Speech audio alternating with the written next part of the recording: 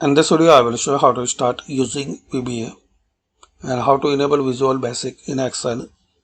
So click on File, More, Options, and Customize Ribbon. And here you have to find out Developer,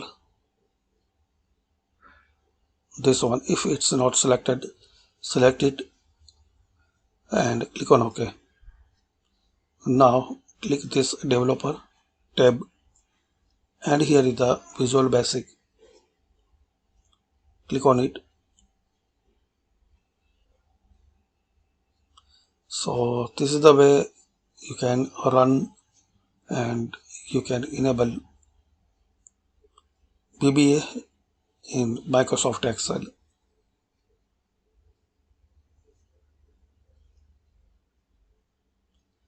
Thanks for watching.